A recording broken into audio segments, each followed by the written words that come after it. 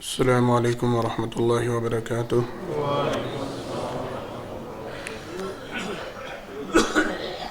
ان الحمد للہ نحمده ونستعینه ونستغفره ونؤمن به ونتوکل علیہ ونعوذ باللہ من شرور انفسنا ومن سیئات اعمالنا من يهده الله فلا مضل له ومن يضلل فلا هادي له وأشهد أن لا إله إلا الله وحده لا شريك له وأشهد أن محمدا عبده ورسوله صلى الله عليه وسلم.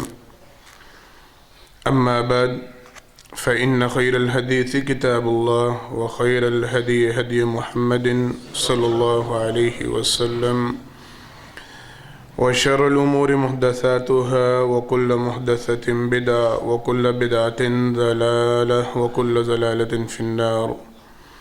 اللهم صل على محمد وعلى آل محمد كما صليت على إبراهيم وعلى آل إبراهيم إنك حميد مجيد. اللهم بارك على محمد وعلى آل محمد كما باركت على إبراهيم وعلى آل إبراهيم إنك حميد مجيد. رب اشرح لي صدري ويسر لي امري واحلل عقدة من لساني يفقهوا قولي. رب زدني علما. اعوذ بالله السميع العليم من الشيطان الرجيم من همزه ونفخه ونفثه. بسم الله الرحمن الرحيم.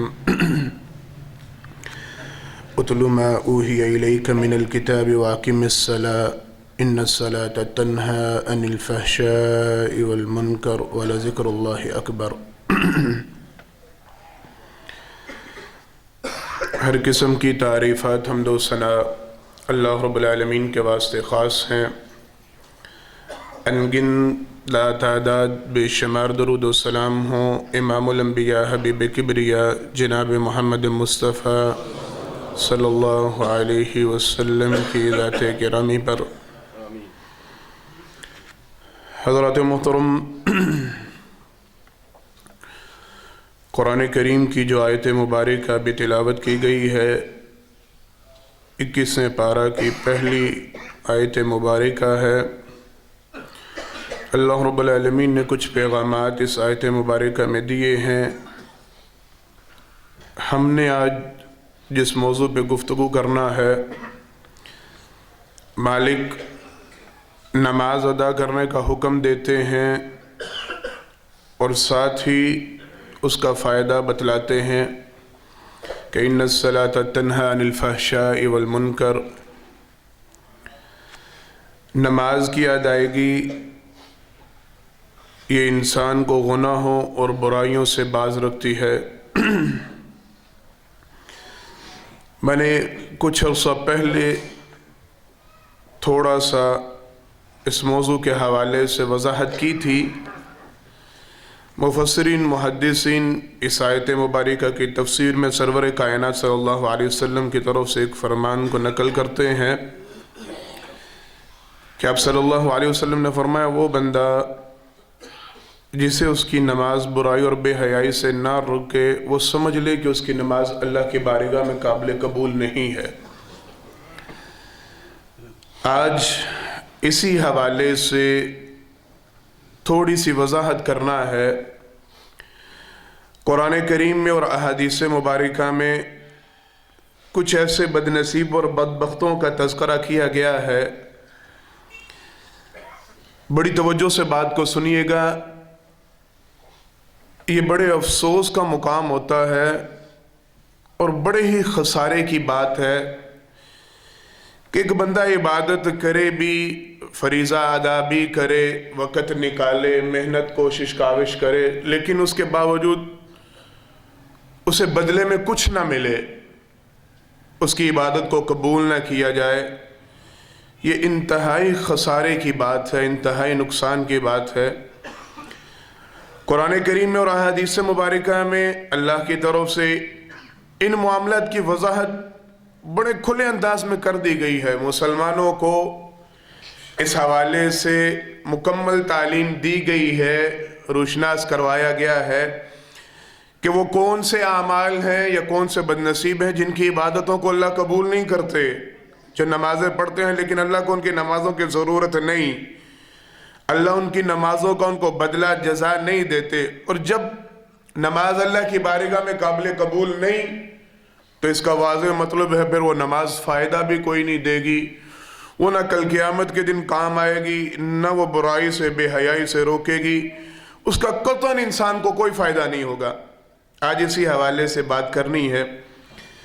سب سے پہلے قرآن کریم کے حوالے سے جن بد نصیبوں کی یا جس برے عمل کی وضاحت کی گئی ہے کہ اس عمل کا شکار افراد اللہ ان کی عبادتوں کو، ان کی ریاضتوں کو، ان کی نمازوں کو قبول نہیں کرتے۔ قرآن کریم میں اللہ رب العالمین نے مشہور و معروف آیت مبارکہ ہے، اور کئی مرتبہ اس کا تذکرہ ہو چکا، آج صرف یاد دہانی کروانی ہے اور بات کو لے کے آگے بڑھنا ہے۔ مالک نے 18 انبیاء کے باقاعدہ نام لے کر آخر میں ایک جملہ ارشاد فرمایا ہے، وَلَوْ أَشْرَكُوا لَحَبِطَ عَنْهُمْ مَا كَانُوا يَعْمَلُونَ۔ اگر یہ پیغمبر جن کے اللہ رب العالمین نے نام گنوائے ہیں، ناموں کا تذکرہ کیا ہے، اگر یہ پیغمبر بھی اللہ کے ساتھ کسی قسم کے شرک کا شکار ہو جاتے تو مالک ان کی ساری عبادتوں کو ضائع کر دیتے۔ قرآن کریم اللہ رب العالمین سرور کائنات صلی اللہ علیہ وسلم کو مخاطب کر کے فرماتے ہیں وَلَقَدْ أُوحِيَ إِلَيْكَ وَإِلَى الَّذِينَ مِن قَبْلِكَ لَإِنْ أَشْرَكْتَ لَيَحْبَطَنَّ عَمَلُكَ وَلَتَكُونَنَّ مِنَ الْخَاسِرِينَ۔ اے پیغمبر صلی اللہ علیہ وسلم، یہ وحی آپ کی طرف بھی آئی ہے، آپ سے پہلے پیغمبروں کو بھی اللہ نے یہ پیغام پہنچایا تھا، لَإِنْ أَشْرَكْتَ لَيَحْبَطَنَّ عَمَلُكَ، اگر آپ بھی شرک کریں اللہ آپ کے بھی سارے اعمال برباد کر کے رکھ دیں۔ اس بات کی بھرپور وضاحت پہلے بھی ہو چکی ہے، پھر دوبارہ دہرا دوں، پیغمبروں سے معاذ اللہ ثم معاذ اللہ اس بات کا شائبہ بھی نہیں ہوتا۔ اللہ ایسے افراد کو پیغمبر نہیں چنتے، پیغمبر ایسے نہیں ہوتے کہ وہ اللہ کے ساتھ کسی قسم کا شرک کرے۔ یہ عوام کو تنبیہ کی جاتی ہے، یہ لوگوں کو بتلایا جاتا ہے کہ جو اللہ کے سب سے مقرب ہیں، جو اللہ کے سب سے پسندیدہ ہیں، جو اللہ کے چنے ہوئے افراد ہیں، اور ان میں جناب محمد مصطفیٰ صلی اللہ علیہ وسلم جو سب سے اعلیٰ اور سب سے اونچے درجہ پہ فائز نبی ہیں، سید الاولین والآخرین ہیں، اللہ ان کے حوالے سے اگر قرآن کریم میں یہ پیغام دے رہے ہیں کہ اگر سرور کائنات صلی اللہ علیہ وسلم کی طرف سے معاذ اللہ ثم معاذ اللہ تصور بھی نہیں، لیکن سمجھانے کے لیے بات اگر وہ بھی اس گناہ کا شکار ہو اللہ سارے اعمال برباد کر دیں، تو کوئی امتی کس طرح یہ سوچ سکتا ہے کہ وہ اللہ کے حوالے سے، عقائد کے حوالے سے، ایمان کے حوالے سے، باتوں کے حوالے سے، اوصاف کے حوالے سے، طاقتوں کے حوالے سے، وسعتوں کے حوالے سے کسی دوسرے کو اللہ کی ذات کا شریک ٹھہرائے اور پھر یہ سمجھے کہ میری عبادتیں قبول ہو رہی ہیں، میری نمازیں مجھے فائدہ دے رہی ہیں، اس کی خام خیالی ہے۔ آج بتلانا صرف یہی مقصود ہے، یہ اللہ کی طرف سے واضح پیغام ہے، اعلی اعلان قرآن کریم میں اس بات کا تذکرہ ہے، جس بندے کے عقائد میں، ایمان میں، نظریات میں، علم میں، عمل میں کسی بھی جگہ پر شرک کا شائبہ بھی آ جائے، شرک نام کی کوئی چیز آ جائے، اللہ رب العالمین اس بندے کے سارے اعمال کو برباد کر دیتے ہیں۔ حضرات محترم، میں بڑی مرتبہ یہ کوشش کرتا ہوں اس بات کی اچھی طرح وضاحت کیا کروں، ہم لوگوں نے جس چیز کو شرک کا نام دے رکھا ہے کہ شرک شاید صرف کسی بت یا مورتی کو پوجنے کا نام ہے، یا تھوڑا سا ہم آگے بڑھتے ہیں شاید کسی مزار پہ جا کے سجدہ کرنے کا نام، یہ ہم نے شرک رکھا ہے، کسی پیر فقیر کو اللہ کے ساتھ شریک ٹھہرانے کا یا اس کے اختیارات میں ہم نے توسیع دینے کا نام شرک رکھا ہے۔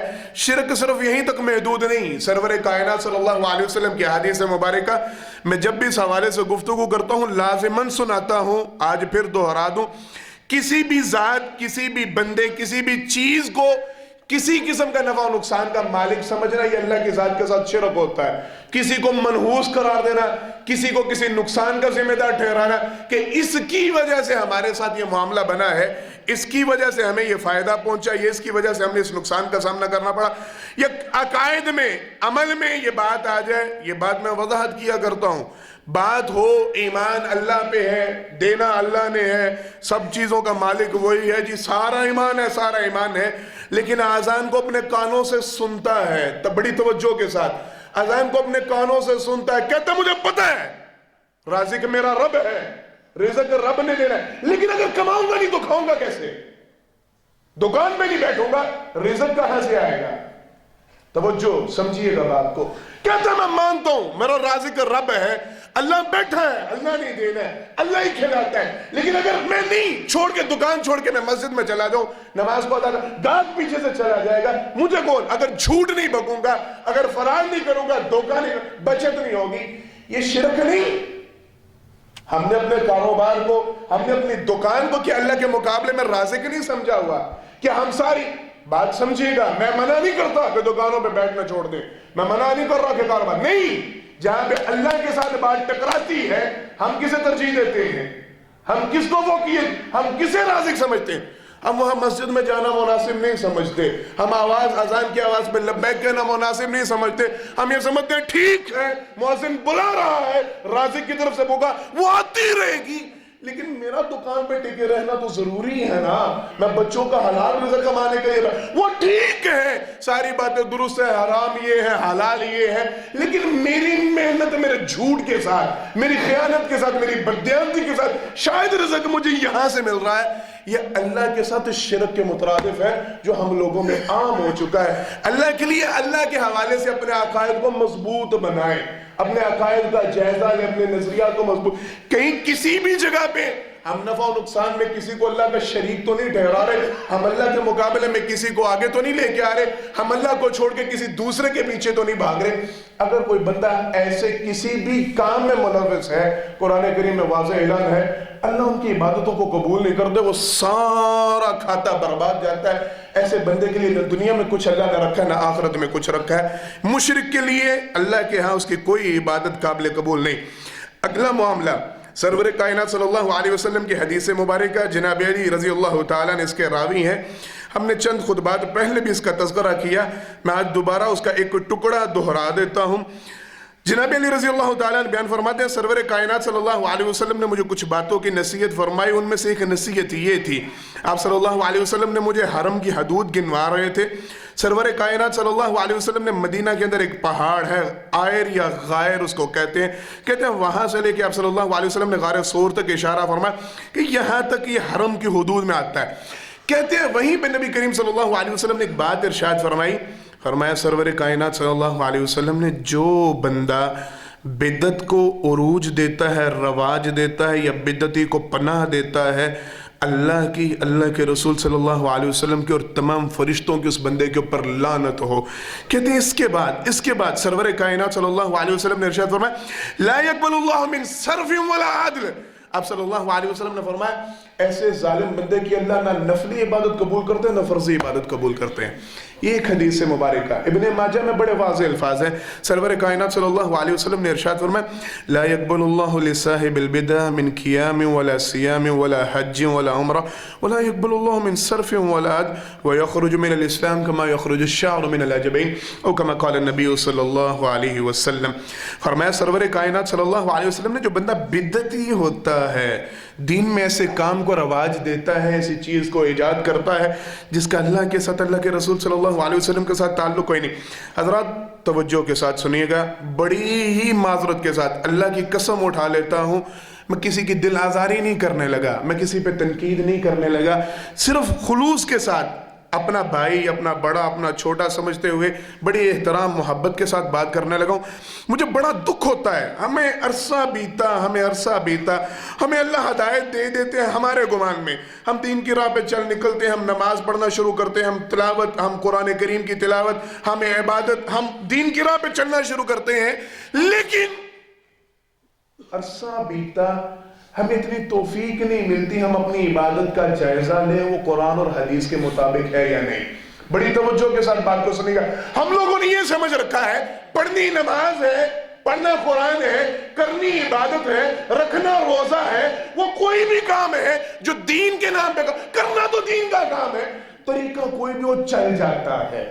अल्लाह की कसम ये खाम ख्याली है, ये गलत फहमी है, ये दीन का बेड़ा गर्क करना है, अपनी इबादतों को जाया करना है। قرآن کریم میں حدیث مبارکہ میں واضح طور پہ بارہا مقام ہے کہ اللہ کی طرف سے اس بات کی وضاحت جو عمل اللہ اور اللہ کے رسول صلی اللہ علیہ وسلم کے طریقے کے مطابق نہیں، جو اللہ اور اللہ کے رسول سے ثابت نہیں، وہ کتنا ہی خوبصورت، کتنا ہی پیارا، کتنی محنت، کتنی چاہت، کتنی نیت کی درستگی اس میں کچھ بھی شامل ہو جائے، اللہ کے ہاں وہ عمل قابل قبول نہیں۔ میں بڑے دکھ کے ساتھ یہ بات بتلا رہا ہوں، ہم نماز پڑھنے کے لیے آتے ہیں، ہمارا وضو کا طریقہ سرور کائنات صلی اللہ علیہ وسلم کا طریقہ نہیں ہوتا، ہم بیچ میں کئی ایسے اعمال، ہاتھوں کو چومنا، انگلیوں کا اشارہ کرنا، یہ نہیں ہے سرور کائنات صلی اللہ علیہ وسلم سے کہیں ثبوت ہے، ہم کر رہے ہیں، کرنا تو وضو ہے نا، کر تو وضو رہا، اللہ تو نیتیں جانتے ہیں، نہیں، اللہ نیتیں جانتے ہیں تو اللہ نے تمہیں یہ بھی تھمایا ہے، اللہ نے تمہیں دماغ بھی دیا ہے، تمہیں عقل شعور دل بھی دیا ہے، سمجھنے کے لیے، بولنے کے لیے، پڑھنے کے لیے، یہ سارا کچھ اللہ نے تمہیں عطا کیا،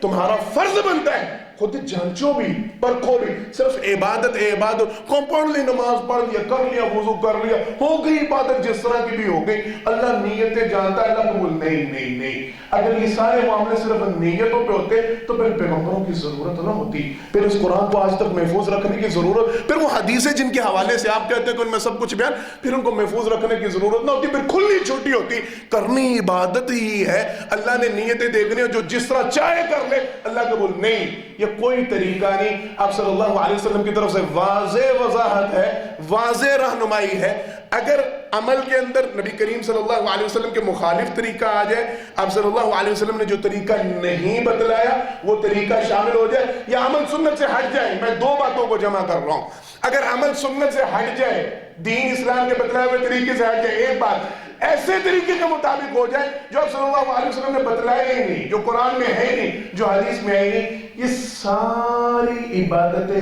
ضائع ہو جاتی ہیں، یہ ساری نمازیں ضائع ہو جاتی ہیں، پلے کچھ نہیں پڑتا۔ آپ صلی اللہ علیہ وسلم نے واضح فرمایا پھر وَيَخْرُجُ مِنَ الْإِسْلَامِ كَمَا يَخْرُجُ الشَّعْرُ مِنَ الْعَجَبَيْنِ، یہیں پہ بس نہیں، اللہ اس بندے کو اسلام سے ایسے نکال دیتے ہیں جیسے مکھن سے بال نکلتا ہے، اسے پتہ ہی نہیں چلتا، یہ سمجھتا میں بڑی نماز پڑھ رہا ہوں، میں نے الحمدللہ آج 5 وقت کی نماز باجماعت پڑھی ہے، میں نے بڑی محنت میں صبح فجر ٹائم اٹھا تھا، آج یہ کیا تھا وہ کیا تھا، لیکن اس کے اعمال میں بدعت شامل ہو چکی ہے، اللہ اسے دین سے ہی خارج کر دیتے ہیں، اس کی عبادت قبول کرنا بڑی دور کی بات ہے۔ اللہ کے لیے اس موضوع کو میں نے یہیں پہ ختم کرنا ہے، اپنے اعمال کا جائزہ لیں، اپنی زندگیوں کو برباد نہ کریں، اپنی نیکیوں کو ضائع نہ کریں، اپنے اعمال کو پرکھا کریں، مطالعہ کیا کریں، پوچھا کریں جا کے علماء سے، حضرت آپ یہ بتلا رہے ہیں نماز ادا کرنے کا طریقہ، یہ وضو کا طریقہ، یہ عبادت کہاں پہ ہے، مجھے بھی دکھاؤ، میں بھی 2-4 پڑھا ہوں، مجھے بھی پڑھنا آتا ہے، میں بھی تو دیکھوں کہاں پہ پیغمبر نے یہ طریقہ بتلایا ہے، کس کتاب میں، کس حدیث کی، کون سے قرآن کی تفسیر میں، کہاں ہے یہ طریقے جو آپ ہمیں سناتے پھر رہے ہیں، جو آپ ہمیں سمجھاتے پھر رہے ہیں۔ اللہ کے لیے مطالعہ کیا کریں، پڑھیں، سنیں، سمجھیں، سیکھیں، اپنے اعمال کا بغور جائزہ لیں، کہیں ہمارے اعمال کے اندر کوئی ایسا عمل، کوئی ایسا کام، کوئی ایسی بدعت شامل نہ ہو جائے جو ہمارے اعمال کا بیڑا غرق کر دے، ہماری عبادتیں اللہ کے یہاں قابل قبول نہ ہو، ہماری نمازیں ریجیکٹ نہ ہو جائے، یہ اللہ کے لیے عمل کیا کریں۔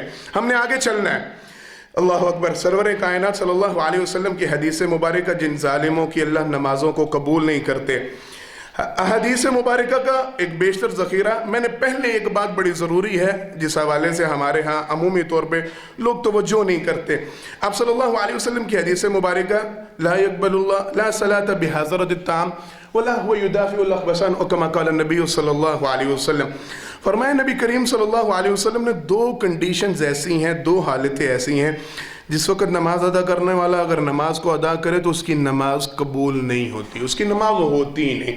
آپ صلی اللہ علیہ وسلم نے فرمایا وہ 2 حالتیں ایسی ہیں جس وقت بندے کے سامنے کھانا لگا ہو، بھوک چمک اٹھی ہو اور وہ کھانا چھوڑ کے نماز کے لیے کھڑا ہو، نبی کریم صلی اللہ علیہ وسلم نے فرمایا ایسی نماز ادا کرنے کی کوئی ضرورت نہیں، لا صلاۃ بحضرۃ الطعام۔ دوسری کنڈیشن ولا ہوا یدافع الاخبثان، جس وقت 2 ناپاک جگہوں پہ، پلید جگہوں پہ زور ہو، یعنی بندے کو قضاء حاجت ہے، پخانے کی پیشاب کی حاجت ہے، آپ صلی اللہ علیہ وسلم نے فرمایا اس وقت بندے کو چاہیے کہ پہلے جا کے اس قضاء حاجت سے فارغ ہو پھر نماز ادا کرے، لا صلاۃ، ایسی نماز نہیں ہوتی، یہ نماز نہیں ہوتی۔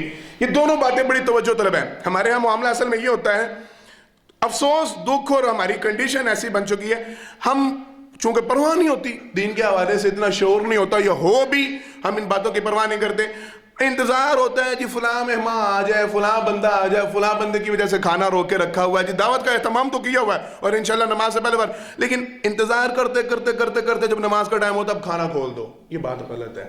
آپ پہلے اہتمام کر کے رکھیں، آپ پہلے نماز کا ٹائم، گھڑیاں سب کے پاس ہیں، پہلے اس بات کا اہتمام رکھیں کہ جس وقت آپ نے کھانا رکھنا ہے، کھانا کھلانا، اس وقت نماز کا ٹائم نہ ہو تاکہ نماز کا۔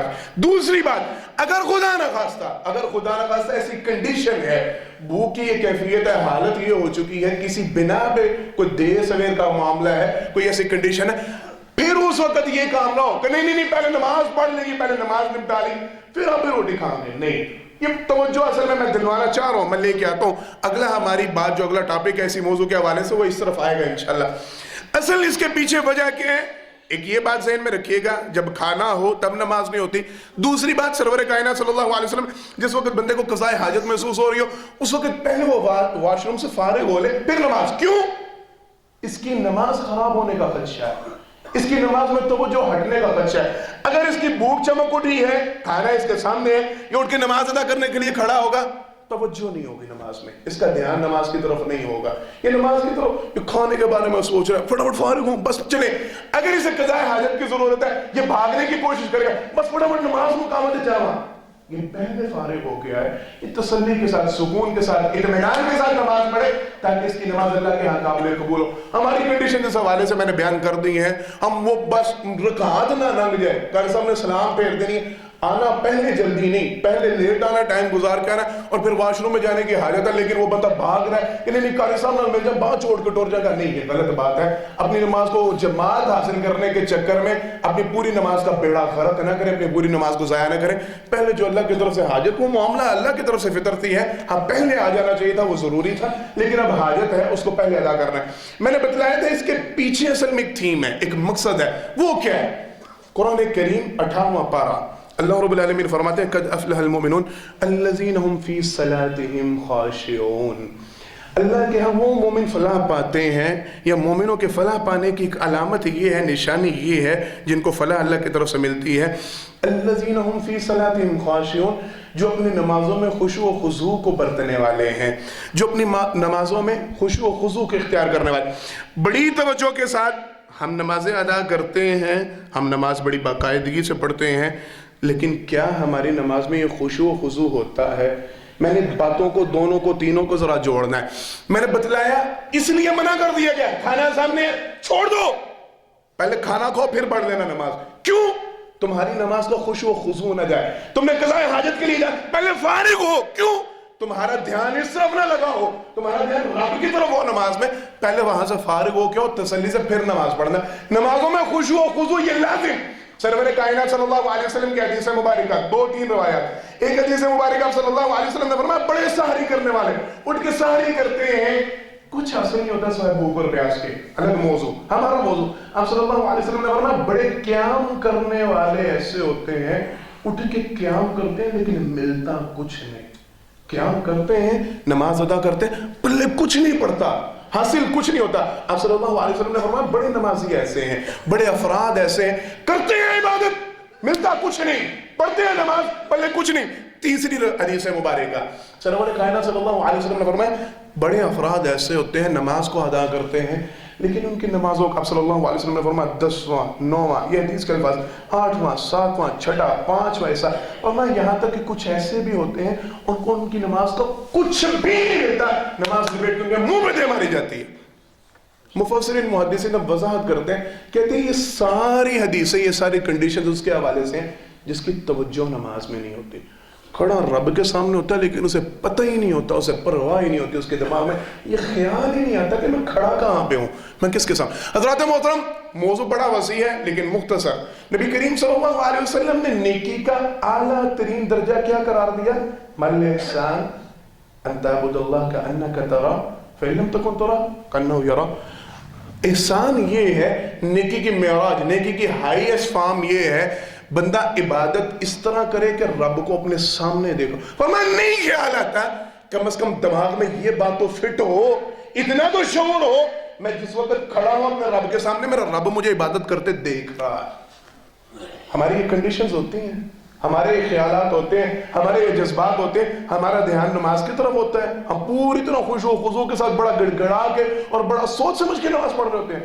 اکثر و بیشتر یہ معاملہ، امام آگے جتنی مرضی پڑھا جائے پیچھے سے ایک آواز نہیں آتی، ہوتا ہے یہ معاملہ۔ امام صاحب دو کی جگہ 3 پڑھا دیں، 4 کی جگہ 5 پڑھا دیں، یا 4 کی جگہ 3، پوری پیچھے جماعت کھڑی ہوتی ہے، کوئی سبحان اللہ نہیں کہتا۔ کیوں؟ توجہ نہیں کسی کی، پرواہ ہی نہیں کسی کو، خیال ہی نہیں کسی کو کہ ہو کیا رہا ہے، کر کیا رہا ہے، کھڑے کدھر ہیں، اپنا دماغ چل رہا ہے، اپنے دماغ کی وہ ساری وہ فیکٹری، سارا معاملہ وہ سب کچھ گھوم رہا ہے، یہ پرواہ ہی نہیں میں کس رب کے سامنے کھڑا ہوں۔ نماز کیسے قبول ہو؟ نماز کہاں سے قبول ہو؟ یہ نماز اس کو فائدہ دنیا آخرت میں کیا دے؟ کہاں سے برائی سے روکے؟ کہاں سے اس کے لیے نیکی کا کچھ پتہ نہیں پڑتا۔ ایسے افراد ان کی سارے کی ساری محنت اکارت، ضائع، سب کچھ کچھ بھی نہیں ملتا۔ اب صلی اللہ علیہ وسلم کی طرف سے واضح حدیث مبارکہ فرمایا جس کی نماز میں خوش و خضوع نہیں ہوتا، اس طریقے کی نماز اس کو پرواہ نہیں ہوتی کھڑا کہاں پہ، فرمایا 9واں 10واں 8واں 7واں، فرمایا یہاں تک کہ یہ کنڈیشنز آ جاتی ہیں، پوری کی پوری نماز لپیٹ کے اس بندے کے منہ پہ دے ماری جاتی ہے۔ اللہ کو ایسی نماز کی ضرورت نہیں ہوتی جس میں اللہ کی طرف توجہ ہی نہیں، جس میں اللہ کی طرف خیال ہی نہیں، احساس ہی نہیں، میں کھڑا کہاں پہ اور پڑھ کے رہا ہوں اور کس کے سامنے کروں۔ اللہ کے لیے اپنی نمازوں میں خوش و خضوع لے کے آئیں، توجہ کے ساتھ نماز کو پڑھا کریں۔ اور میں نے مختصر بتا دوں، بہترین حال اس کا کافی مرتبہ ذکر کیا ہے، نماز کو مترجم سیکھیں، ترجمے کے ساتھ سیکھیں، آپ کو پتہ ہو آپ اپنے رب سے گفتگو کیا کر رہے ہیں۔ نبی کریم صلی اللہ علیہ وسلم نے اسے اللہ سے کلام قرار دیا، آپ کو پتہ ہو اپنے رب سے کلام کیا کر رہے ہیں، بات چیت کیا ہو رہی ہے، گفتگو کیا ہو رہی ہے، اپنے رب سے میں کیا مکالمہ کر رہا ہوں، کیا الفاظ پیش کر رہا ہوں، کیا مانگ رہا ہوں، یہ علم ہونا چاہیے۔ آگے چلنا ہے، قرآن کریم اللہ رب العالمین ارشاد فرماتے ہیں فویل للمصلین الذین هم عن صلاتهم ساہون الذین هم یراؤون ویمنعون الماعون۔ اللہ اکبر۔ اللہ رب العالمین فرماتے ہیں کچھ نمازی ایسے ہیں جن کے لیے اللہ کی طرف سے جہنم کے اندر ایک ویل نامی وادی کا قرآن میں اعلان کیا گیا ہے۔ سمجھیے گا ذرا بات کو، کچھ نمازی ایسے ہیں جن کے لیے اللہ نے اپنے قرآن میں ویل نامی جہنم کے گڑھے کا اعلان کیا ہے۔ کون ہے؟ الذین هم عن صلاتهم ساہون الذین هم یراؤون۔ جس بندے میں 2 باتیں آ جائیں تو 2 میں سے کوئی ایک بھی آ جائے، یہ دونوں باتیں الگ الگ سرور کائنات صلی اللہ علیہ وسلم کی حدیث مبارکہ میں ان کا تذکرہ ملتا ہے۔ الذین هم عن صلاتهم ساہون، اپنی نمازوں میں سستی اور کاہلی برتنے والے، اپنی نمازوں میں سستی اور کاہلی کے شکار ہونے والے۔ نماز کا وقت ہوا، بڑی مرتبہ یہ گفتگو کر چکے، پرواہ ہی نہیں، احساس ہی نہیں، خیال پڑھنی نماز ہے چاہے 4 اکٹھی کر کے پڑھے، پڑھنی نماز ہے کسی بھی ٹائم پڑھے، بس فریضہ ادا ہونا چاہیے۔ الذین هم عن صلاتهم ساہون، نمازوں میں سستی اور کاہلی کرنے والے۔ ان المنافقین یخادعون اللہ وهو خادعهم واذا قاموا الى الصلاة قاموا كسالى یراؤون الناس۔ اللہ نے دوسرے مقام پہ یہ منافقوں کی عبادت سے اس کو تعبیر کیا، یہ منافقوں کا طرز عمل، یہ منافقوں کا رویہ، یہ منافقوں کا انداز ہے۔ اللہ ایسی عبادتیں قبول نہیں کرتے، اللہ کی ایسی عبادتیں قبول نہیں، یہ منافقوں کی عبادت ہوتی ہے۔ کھڑے ہوتے ہیں نماز کے لیے، قاموا الی الصلاۃ قاموا کسالى، گرتے پڑتے بس چلے، جا رہا ہوں ہوگی اذان، اچھا گزر گئی نماز، جا رہا ہوں ابھی سورج۔ سرور کائنات صلی اللہ علیہ وسلم نے حدیث مبارکہ میں وضاحت کی ہے۔ اب صلی اللہ علیہ وسلم نے فرمایا منافق بندہ، منافق بندہ اس کا یہ طرز عمل ہوتا ہے، فرمایا وہ سنتا ہے، آذان سنتا ہے، پتہ چلتا ہے، فرمایا وقت گزارتا ہے، وقت گزارتا ہے، یہاں تک کہ سرور کائنات صلی اللہ علیہ وسلم نے فرمایا سورج غروب ہوتا ہوتا، حدیث کے الفاظ، شیطان کے 2 سینگوں کے درمیان میں آتا ہے۔ نبی کریم صلی اللہ علیہ وسلم کی دوسری حدیث مبارکہ میں اس بات کی وضاحت ہے۔ یہ 2 سینگوں سے مراد یہ ہے سورج جب طلوع ہونے لگے اور سورج جب غروب ہونے لگے، شیطان اس وقت سورج کے سامنے جا کے کھڑا ہو جاتا ہے تاکہ جتنے سورج کے پجاری ہیں وہ مجھے سجدہ کریں۔ آپ صلی اللہ علیہ وسلم کی وضاحت ذرا سنیے گا۔ فرمایا جس وقت سورج شیطان کے 2 سینگوں کے درمیان چلا جاتا ہے، اب یہ منافق اٹھتا ہے، اب یہ دوڑتا ہے، بھاگتا ہے۔ فرمایا حدیث کے الفاظ، نبی کریم صلی اللہ علیہ وسلم نے فرمایا جلدی جلدی 4 ٹھونگے مارنے کی کوشش کرتا ہے اور سمجھتا ہے میں نے نماز کو ادا کر لیا۔ یہ منافقوں کا طرز عمل۔ پہلے اذان بھی سنی، پہلے پتہ بھی چلا، گھڑی پہ ٹائم بھی ہوا، کسی نے آواز بھی دی، ہو گیا نماز کا ٹائم، چلے نماز، اور نہیں اچھا آ رہا ہوں چلو چلتے ہیں پڑھتے ہیں، ٹائم گزارتا جب نماز فوت ہو جاتی ہے، آپ صلی اللہ علیہ وسلم نے فرمایا پھر یہ بھاگتا ہے، جا کے 4 ٹکرے مار کے سمجھتا میں نے نماز پڑھ دی. فرمایا نہیں، یہ منافق ہو سکتا ہے، یہ مسلمان نہیں ہو سکتا. اللہ کو اس کی عبادت کی کوئی ضرورت نہیں. دوسرا عمل سرور کائنات صلی اللہ علیہ وسلم نے اس کی بھی وضاحت فرمائی. الذین هم یراؤون، نماز پڑھتے ہیں، عبادت کرتے ہیں، لیکن اس میں ریاکاری آ جاتی ہے، اس میں دکھلاوا آ جاتا ہے. میں نے اس موضوع کو نہیں چھیڑنا زیادہ لمبا، کیونکہ ہم اس حوالے سے گفتگو کر چکے ہیں. عبادت کوئی بھی ہو، اس میں کسی بھی طریقے سے ریاکاری داخل ہو رہی ہے، لوگوں کی پسندیدگی، لوگوں کا دیکھنا، لوگوں کا حاجی نمازی کہنا، لوگوں کا مسجد کا صدر کمیٹی کا ممبر بنانا، لوگوں کا کسی حوالے سے تعریف کرنا، کرنے جی بڑا ہی اچھا بندہ، ہر وقت ماشاءاللہ مسجد میں نظر آتا، بڑا نمازی بندہ، لوگ تعریف کریں. نہ جاؤں گا، توجہ، نہ جاؤں گا تو کیا کہیں گے، مجھے مسجد کا ماما بلی کہتا مسجد چاہتا نہیں. یہ خیال ہے، یہ بات ہے ذہن. نہ جاؤں گا، لوگ کہیں گے ویسے تو بڑے حاجی صاحب ہیں، ویسے تو بڑے نمازی صاحب، ابھی تازہ ہو کے آئے ہیں، ابھی کر کے آئے ہیں، ابھی دیکھو نماز ہی نہیں پڑھ گیا، صرف اس چکر میں مسجد میں جا رہا ہے. اللہ کل قیامت کے دن اس بندے کو پوری کائنات کے سامنے بلا کے فرمائیں گے جا، جن کو دکھلانے کے لیے عبادت کرتا رہا، جا ان سے جا کے مانگ اپنے اجر کو، اپنا ثواب ان سے مانگ جن کے لیے تو نے عبادت کی. کر سوال ان سے کہ دیں وہ تجھے تیرا اجر کہ کیا تو نے کمایا ہے. ان سے جا کے اپنی نمازوں کا ثواب لے لے، اپنا اجر لے لے، اگر وہ دے سکتے ہیں. اگر ان کو دکھانے کے لیے پڑی تھی، میرا مقصد تو تھا نہیں، مجھے تو راضی کرنا مقصود ہی نہیں تھا، تیرا مقصد ان کو راضی کرنا، ان کو دکھلانا، ان کے سامنے شہرت پانا. اللہ نے تجھے دنیا میں سنا دیا، لوگوں نے تیری تعریف کر دی، لوگوں نے چرچا کر دیا، مل گیا سارا کچھ، اب میرے پاس تیرے لیے کچھ نہیں. اس بندے کو گھسیٹ کے اونڈے منہ جہنم کا ایندھن بنایا جائے گا. اللہ کے لیے خلاص لے کے آئے اپنی عبادتوں کے اندر. وہ نماز قابل قبول نہیں ہوتی جس میں ذرہ برابر بھی ریاکاری آ جائے. نماز کو اچھا کر کے پڑھنا، نماز کو لیٹ یعنی بڑی طویل نماز پڑھنا اس حوالے سے کہ لوگ تعریف کریں ماشاءاللہ بڑی شاندار نماز پڑھتے ہیں، یہ ساری باتیں اس حوالے سے ہم نے آگے چلنا ہے. اللہ اکبر. سرور کائنات صلی اللہ علیہ وسلم کی حدیث مبارکہ آپ صلی اللہ علیہ وسلم نے فرمایا تین افراد ایسے ہیں اللہ رب العالمین ان کی نماز کو قبول نہیں کرتے، یہاں تک کہ ان کی نمازیں ان کے کانوں سے اوپر تک نہیں جاتی، وہیں سے لٹا کے واپس پھینک دی جاتی ہیں. بڑی توجہ، ہمیں لوگوں کو ان باتوں کا پتہ نہیں. آپ صلی اللہ علیہ وسلم نے فرمایا وہ عورت جس سے اس کا خاوند ناراض ہو، جتنی مرضی عبادت کرے اللہ اس کی عبادت کو قبول نہیں کرتے. توجہ کیجئے گا ذرا، گھر میں جا کے اپنے ماؤں بہنوں بیٹیوں کو یہ بات سنائیے گا. وہ عورت جس کا خاوند اسے جائز وجہ پہ یہ نہیں کہ میں کیا آپ سخت لفظ استعمال کروں، اسے عادت ہی بن چکی ہے، اس کا رویہ بن چکا ہے، اس نے ہر وقت بیوی سے منہ بنایا ہوتا ہے یا ویسے اس کے خلاف وہ نہیں، جائز وجہ ہے اور وہ اپنی بیوی سے ناراض ہے. سرور کائنات صلی اللہ علیہ وسلم نے فرمایا ایسی خاتون، ایسی عورت اگر نماز پڑھتی ہے، اس کی نماز اس کے کانوں سے بھی زیادہ بلند نہیں ہونے پاتی، وہیں پہ دھے ماری جاتی ہے. اللہ اس کی عبادت کو قبول نہیں کرتے جب تک اس کا خاوند اس سے راضی نہ ہو. یہ گھروں میں جا کے ذرا دیکھیے گا، اپنی بیٹیوں کی ہم نے بڑی اچھی تربیت کر کے ان کو بھیجا ہے. پتر کوئی گول میں منہ وٹ کے واپس آ، تو گولی مار، پیر لا کے نپٹ لا کے سمجھا کے بھیجتے ہیں ماں باپ. تو کھنچ کے رکھی، تو اگے لا کے رکھی. اور پھر میں نہیں اب اس چیپٹر کو کھولنا چاہتا، اس امام میں وہ سارے ہم شامل ہیں. ہماری بیویاں کیا معاملات ہوتے ہیں، مرد بیچارے وہ پاؤں گھسیٹے منا لے اللہ رحم ربی، آئے دن منہ بنا ہے، روزانہ کی لڑائی اور جھگڑا، اور کوئی سمجھانے والا نہیں، کوئی تربیت کرنے والا نہیں، کوئی بتلانے والا نہیں کہ اگر خاوند سے بغیر کسی شرعی عذر کے تم ناراض، خاوند تم سے ناراض ہوا، اللہ نے تمہاری عبادت ہی نہیں قبول کرنی.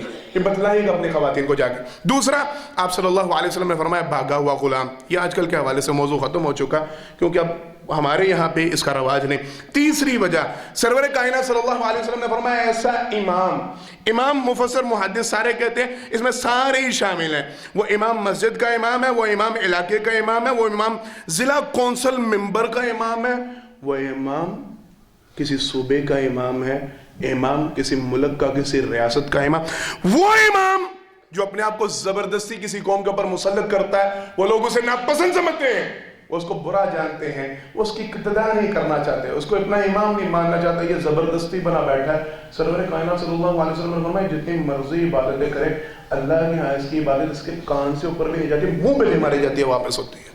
یہ سارا معاملہ اس حوالے سے چیپٹر، اگر وہ مسجد کا امام ہے، اگر علاقے کا امام ہے، اگر وہ جہاں کی اس کو امامت ملی ہے، ذرا اس حوالے سے غور و فکر تو کرے.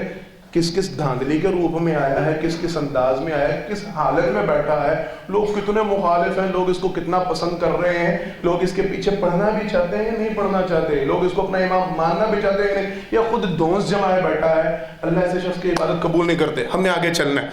سرور کائنات صلی اللہ علیہ وسلم کی حدیث مبارکہ، آپ صلی اللہ علیہ وسلم نے فرمایا من آتا رافع، فرمایا جو بندہ کسی عارف نجومی کے پاس، ہاتھ دیکھنے والے سارے کائن، ستاروں کا علم، فلاں فلاں ڈمکا، یہ سارے اس میں شامل ہیں۔ آپ صلی اللہ علیہ وسلم نے فرمایا جو بندہ کسی ایسے عامل کے پاس، نجومی کے پاس، کسی پامس کے پاس، کسی ہتھیلیاں دیکھنے والے کے پاس آیا، آگے کیا ہے؟ فرمایا فَسَأَلَ عَنْ شَيْءٍ، اس نے کچھ بھی نہیں کیا، اس نے اس کے اوپر ایمان کا اظہار نہیں کیا۔ بڑی توجہ، اس حوالے سے عمومی ہمارے یہاں بڑا کیا جملہ چلتا ہے، میں ویسے شوقیہ پڑھتا ہوں، ایمان نہیں ہے میرا، میں مانتا نہیں ہوں ان باتوں کو۔ ہوتی قریب تر ہیں، یہ جملہ سننے کو ملتا ہے، گلاں جو نہ یہ ٹھیک ہوتی ہیں جی، بڑی گلاں وچ جینون کر دیندے جی۔ فرمایا آیا فَسَأَلَ عَنْ شَيْءٍ، اس نے ایمان کیا نہیں کیا الگ بات، اس نے کچھ پوچھا، سوال کیا، آپ صلی اللہ علیہ وسلم نے فرمایا اللہ 40 دن تک اس بندے کی نماز کو قبول نہیں کرتے۔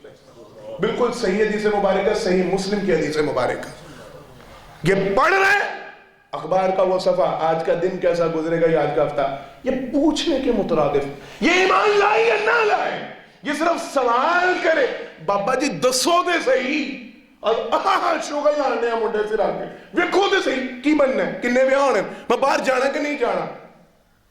میں کروں وضاحت، آج کل کے دور میں ایسے بیٹھے ہیں ظالم، کیا اب ان کے حوالے سے ہم گفتگو کریں، جو تھوڑی سی کنڈیشن چینج کر کے تھوڑا سا دین کا ٹچ دے کے، اور اگر وہ وہی بات اللہ کی قسم ہمیں عقل شعور ہو نا ان کا، قرآن کا اور حدیث کا، تو پھر ہم اپنے آپ پہ خود ملامت کریں، ان پہ نہ کریں۔ کیوں؟ جو فراڈیا ہے، اگر عوام اس کے فراڈ کو جانتی ہے پھر اس کے پاس جاتی ہے، تو بے وقوف وہ نہیں، بے وقوف یہ جانے والے ہیں۔ دین کا رنگ دے کے وہی عامل، وہی نجومی، دین کا ایک ڈھنگ دے کے آن لائن بیٹھا ہے، آپ کال کر کے استخارہ کرو، کر لو ٹورچو، ہو جائے گا کام۔ یہ کیا ہے؟ یہ کون سا استخارہ ہے؟ یہ کون سا طریقہ ہے؟ کس پیغمبر نے سکھلایا؟ کس صحابی کی حدیث میں آپ نے پڑھا؟ یہ عمل نہیں ہو رہا، یہ عامل نہیں بنا بیٹھا، یہ نجومی نہیں بنا بیٹھا، یہ کاہن نہیں بنا بیٹھا۔ بات سمجھ میں آ رہی ہے؟ حضرت صاحب فون کال کر کے ہم پوچھ رہے ہیں یہ معاملہ ایسے ہے، کار لوں کہ نہ کر لوں، آپ استخارہ۔ ظالم، کوئی ایک حدیث، کوئی ایک واقعہ، کوئی ایک دلیل صحابہ کرام رضوان اللہ علیہ مجمعین نے اپنی پوری حیات طیبہ میں کبھی سرور کائنات صلی اللہ علیہ وسلم سے ایک استخارہ کروایا ہو؟ بات سمجھیے گا، سب سے معزز ترین ہستی، اللہ کے سب سے قریب تھے نا، استخارہ بتلانے والے وہ تھے نا، طریقہ سکھلا۔ کبھی کہیں پہ پڑھا کہ کسی صحابی نے آ کے آپ صلی اللہ علیہ وسلم سے کہا میں اپنی بچی کا رشتہ کرنے لگوں، کاروبار کرنے لگوں، آپ استخارہ کر کے مجھے بتائیں کہ میں کروں کہ نہ کروں؟ کبھی ایسا سنا ہے؟ ہم نے علماء کی ڈیوٹی کیوں لگا رکھی ہے؟ اور طریقہ بھی وہ جو حدیث میں ثابت ہی نہیں، قرآن و حدیث میں کہ اس کا ثبوت نہیں، فون کال کر کے ہاں جی بتائیں، وہ کر کے وہ بتا رہا۔ یہ عاملوں والے کام ہیں، یہ نجومیوں والے، کاہن والے کام۔ 40 دن تک یہ بندہ عبادت کرے، اللہ اس کی عبادت کو قبول نہیں کرتے۔ 40 دن تک یہ نمازیں پڑھتا رہے، اللہ اس کی نماز کو قبول ہی نہیں کرتے۔ سرور کائنات صلی اللہ علیہ وسلم کی اگلی حدیث مبارکہ، وقت ختم ہونے لگا، اللہ اکبر۔ سرور کائنات صلی اللہ علیہ وسلم نے ارشاد فرمایا جو بندہ شراب پیتا ہے، شرابی ہے، سرور کائنات صلی اللہ علیہ وسلم نے فرمایا اللہ کے ہاں وہ عبادت کے لیے اگر کھڑا ہوتا ہے، صحیح حدیث مبارکہ، فرمایا اللہ رب العالمین 40 دن تک اس کی عبادت کو قبول نہیں کرتے الا یہ کہ وہ توبہ کر لے۔ اگر وہ توبہ کر لے، توجہ، بڑی توجہ، فرمایا اگر وہ توبہ کر لے اللہ اس کو معاف فرما دیتے ہیں، لیکن اگر وہ دوبارہ یہ فعل دہرائے، سرور کائنات صلی اللہ علیہ وسلم نے فرمایا دوبارہ 40 دن تک اس کی عبادت قبول نہیں کی جاتی الا یہ کہ وہ توبہ کر لے۔ فرمایا اگر وہ توبہ کر لے اللہ اس کی توبہ کو قبول۔ 3 مرتبہ سرور کائنات صلی اللہ علیہ وسلم نے فرمایا چوتھی مرتبہ اگر یہی شخص دوبارہ شراب پیے، فرمایا اللہ کی طرف سے اس کی توبہ کے اوپر بھی تالا مہر لگ جاتی ہے، مالک نہ اس کی توبہ قبول کرتے ہیں نہ اس کی کسی قسم کی عبادت کو قبول کرتے ہیں. یہ کل اللہ سے اس حال میں ملے گا کہ یہ نشے میں ہوگا، شراب پہ نشے میں ڈوبا ہوا ہوگا. اور ایسا بندہ پھر اللہ اس کو معاف کر کے جنت دے گی، اس کی عبادت قبول ہو جائے گی، اس کی نماز اس کو فائدہ دے گی. ایسا ہو سکتا ہے؟ نہیں. آپ صلی اللہ علیہ وسلم کی طرف سے یہ تنبیہ ہے. جو شراب پینے والے ہیں، آپ صلی اللہ علیہ وسلم نے فرمایا ایک مرتبہ شراب پیتا ہے 40 دن تک عبادت اس کی قبول نہیں کی جاتی. اگر توبہ کر لے معافی 3 مرتبہ تک معافی ملتی ہے. اس کے بعد سرور کائنات صلی اللہ علیہ وسلم نے فرمایا پھر اللہ کی طرف سے ایسے بندے کو معافی نہیں دی جاتی، پھر اللہ اس کی معافی کے اوپر بھی مہر لگا دیتے اور اس کی عبادتوں کے اوپر بھی مہر لگا دیتے ہیں. آخری بات، وقت ختم ہونے لگا ہے. نبی کریم صلی اللہ علیہ وسلم نے ایک شخص کو دیکھا، وہ آیا، آ کے اس نے نماز کو ادا کیا. بعض محدثین نے اس کے اوپر کلام کیا، لیکن حدیث بہت سندوں سے روایتوں سے درست ہے. کہتے ہیں سرور کائنات صلی اللہ علیہ وسلم نے ایک بندے کو دیکھا کہ نماز پڑھنے لگا. نماز وہ پڑھ کے فارغ ہوا. آپ صلی اللہ علیہ وسلم نے اس کو فرمایا جاؤ جا کے دوبارہ وضو کر کے اور دوبارہ نماز کو پڑھو، تم نے نماز نہیں پڑھی. اس نے 3 مرتبہ یہ عمل دہرایا. صحابہ کرام رضوان اللہ علیہ مجمعین کہتے ہیں ہم نے سوال کیا اللہ کے پیغمبر صلی اللہ علیہ وسلم آپ کیوں اس کو لوٹا رہے ہیں؟ سرور کائنات صلی اللہ علیہ وسلم نے فرمایا اس کا ازار بند اس کے ٹخنوں سے اس کا ازار بند نیچے ہے. جس شخص کا ازار بند اس کے ٹخنوں سے نیچے ہو، اللہ اس کی نماز کو قبول نہیں کرتے. جو بندہ اس حالت میں نماز پڑھے کہ اس کا تہ بند، اس کی شلوار، اس کی پینٹ اس کے ٹخنوں سے نیچے ہو، اللہ اس بندے کی نماز کو قبول نہیں کرتے. اور سرور کائنات صلی اللہ علیہ وسلم نے تو یہاں تک حکم دیا کہ جا کے دوبارہ وضو کر کے آؤ اور پھر نماز پڑھو. حضرات محترم، یہ معاملات تھے جن افراد کی اللہ نمازیں قبول نہیں کرتے. ایک اور معاملہ تھا لیکن میں نے اس کو نہیں چھیڑا. کچھ باتیں تھیں حرام کے حوالے سے، دوسرے چند معاملات تھے، لیکن انشاءاللہ پھر کبھی اگر موقع ملا تو بات کریں گے. اللہ سے دعا اللہ مجھے اور آپ کو ایسی عبادت کرنے کی توفیق عطا فرمائے جو اللہ کی بارگاہ میں قابل قبول ہو، اور اللہ ہمیں ان سارے برائیوں اور ان سارے گناہوں سے بچنے کی توفیق عطا فرمائے جن کی وجہ سے عبادتیں قبول نہیں ہوتی. آخر دعوانا الحمدللہ رب العالمین.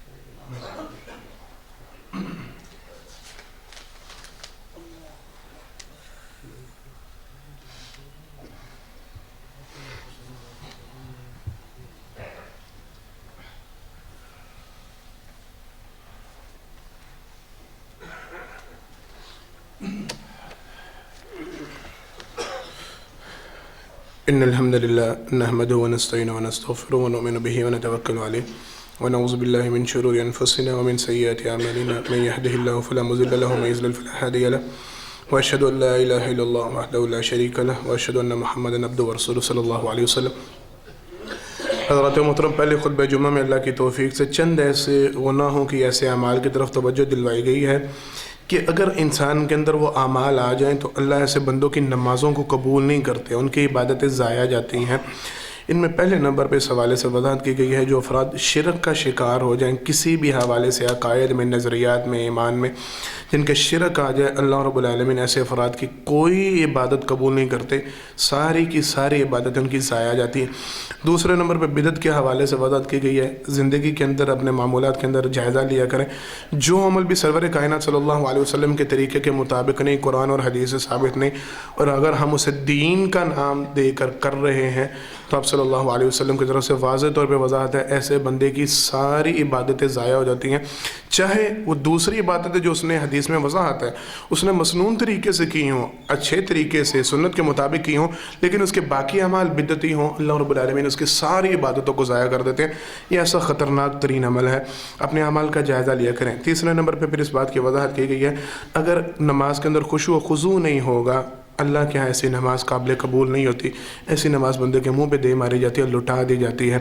اگر کھانا سامنے ہو، بھوک ہو، طلب ہو، اس وقت نماز کا ٹائم ہو، سرور کائنات صلی اللہ علیہ وسلم نے پہلے کھانا کھانے کا حکم دیا. اگر قضاء حاجت کی ضرورت ہے، آپ صلی اللہ علیہ وسلم نے ایسے صورت میں پہلے واش روم میں جانے کا حکم دیا، پھر نماز کو ادا کرنے کا حکم ہے. اگر کوئی بندہ یہ ساری چیزیں چھوڑ کے نماز کے لیے جلدی کر رہا ہے کہ نہیں پہلے نماز سے فارغ ہو لوں، آپ صلی اللہ علیہ وسلم نے فرمایا ایسے بندے کی نماز نہیں ہوتی. کیوں؟ اس کی نماز میں خشوع و خضوع برقرار نہیں رہے گا. اگر نماز کے اندر دکھلاوا آ جائے، سستی اور کاہلی آ جائے، اللہ رب العالمین ایسے بندے کی عبادت کو قبول نہیں کرتے، ایسے بندے کی نماز کو قبول نہیں کرتے.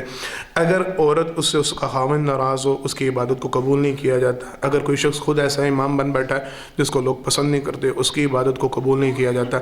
یہ چند ایک معاملات تھے. اگر کسی کا ٹخنے مردوں کے حوالے سے، اگر نماز کے دوران ان کے ٹخنے ننگے نہ ہوں، سرور کائنات صلی اللہ علیہ وسلم نے نماز دوبارہ دہرانے کا حکم دیا. کسی کے رزق میں حرام شامل ہو جائے، آپ صلی اللہ علیہ وسلم نے اس کی عبادت کو قبول نہیں فرمایا اس کی عبادت اللہ کے ہاں قابل قبول نہیں ہوتی. یہ چند ایک باتیں تھیں جن کے حوالے سے سرور کائنات صلی اللہ علیہ وسلم کے یہ پیغامات ہیں کہ اللہ ایسے بندوں کی عبادتوں کو قبول نہیں کرتے. یہ کوشش کریں اپنے اعمال کا لازمی جائزہ لیں کہ خدا نخواستہ کہیں ہمارے اعمال میں ایسی باتیں شامل تو نہیں ہو چکی کہ جن کی وجہ سے ہماری نمازیں ہمیں فائدہ نہیں دے رہی، یا اللہ نہ کرے کل قیامت کے دن ہمیں ان کا فائدہ نہ ہو، اللہ کے ہاں قابل قبول نہ ہو. آج وقت ہے ہر بندہ اپنے اپنے اعمال کا ضرور جائزہ لے. کچھ اعلانات ہیں. کل انشاءاللہ بروز ہفتہ بعد نماز عشاء جامع مسجد اہل حدیث محمدی پورن نگر میں فضیلت شیخ حافظ عمر صدیق صاحب حافظ اللہ ماشاءاللہ وہ آئیں گے، درس قرآن ارشاد فرمائیں گے. اور مولانا سبطین شاہ نقوی صاحب دونوں انتہائی صاحب علم اور عمل آدمی ہیں، لازمی ضرور جائیے گا، ان کا وہاں پہ درس ہوگا، سنیے گا. ایک ساتھی نے یہ اعلان کیا تھا یہ عمرے اور حج پہ جا کے سیلفی لینا اور موٹر سائیکل کی نمبر پلیٹ پہ پیچھے یہ نام لکھوانا، یہ دونوں باتیں سب سمجھتے ہیں، اتنا مشکل معاملہ نہیں، ہم سارے ہی جانتے ہیں. حافظ صاحب مجھے بتلا رہے تھے وہاں پہ لوگ بڑا لڑ جھگڑ کے حرم کے اندر جا کے، یعنی کعبہ کے قریب ہوتے ہیں، دروازے کے پاس پہنچتے ہیں اور وہاں پہ عبادت کرنے کے بعد سیلفی بنانا شروع کرتے ہیں. ڈوب مرنے کا شرم کا مقام ہے. وہی بات ہے ریاکاری کے حوالے سے ہم نے وضاحت کر دی ہے کہ یہ صرف اور صرف ریاکاری کا ایک طریقہ کار ہے، ساری عبادتوں کا بیڑا غرق کرنے والی بات ہے. اللہ کے لیے وہاں پہ جا کے اس طرح کی حرکتیں نہ کریں تاکہ آپ جس مقصد کے لیے آئیں وہ مقصد پورا ہو، عبادت ضائع نہ ہو. دوسرا یہ خیال کرنا چاہیے اس حوالے سے کہ اگر نمبر پلیٹ بھی یا سیٹ کے اوپر نام لکھا ہے، یہ ناموں کی بے حرمتی ہوتی ہے. کہہ رہے ہیں کہ اوپر بیٹھ جاتے ہیں، منع باز آنا چاہیے. اچھا اعلانات ہیں. والد صاحب کی طبیعت خراب ہے، ان کے لیے دعا کریں. اللہ ہسپتال میں داخل ہے، سارے ساتھی دعا کریں. جن ساتھیوں کے والد صاحب بیمار ہیں، حضرت صاحب بتلا رہے ہیں کوئی ہمارے مسجد کے ساتھی ہیں شیخ فیاض صاحب، ان کی جی کون فوت ہوا ہے؟ ان کی اہلیہ وفات پا گئی. ان کے لیے خصوصی دعا کریں، اللہ ان کی مغفرت فرمائے. جتنے بیمار ہیں خصوصاً میری پھپھو جان، ان کی طبیعت کچھ ناساز ہے، ان کے لیے خصوصی دعا کریں. میرے لیے بڑے اعزاز کی بات ہوا کرتی تھی، وہ ہمارے ساتھ اس مسجد میں خطبہ جمعہ میں شریک ہوتی تھی. دعا کریں اللہ رب العالمین انہیں مکمل شفاء کاملہ واجل عطا فرمائے اور وہ دوبارہ مسجد میں آ سکیں. اور بھی جتنے بیمار ہیں سارے بیماروں کے لیے، والد محترم کی آنکھوں کا مسئلہ دوبارہ کچھ بڑھ رہا ہے، ان کے لیے خصوصی دعا کریں. جتنے بیمار ہیں سارے بیماروں کے لیے دعا کریں، اللہ سارے بیماروں کو شفاء کاملہ واجل عطا فرمائے. جتنے فوت شدگان ہیں اللہ سب کی مغفرت فرمائے، سب کی قبروں کو جنت کے باغیچے بنائے، سب کے درجات کو بلند فرمائے. ہمارے ملک پاکستان کے اللہ حفاظت فرمائے، ہمارے سارے مسائل کو اللہ خود حل فرمائے، ہمیں صحیح معنوں میں اللہ مسلمان بنائے اور ہماری عبادتوں کو اللہ قبول و منظور فرمائے. بارک اللہ لنا ولکم فی القرآن العظیم ونفعنا وإياكم بالآيات والذکر الحکیم انہ تعالی جبار قدیم ملک بر الرؤوف الرحیم. سبحان ربک رب العزة عما یصفون وسلام علی المرسلین والحمد للہ رب العالمین.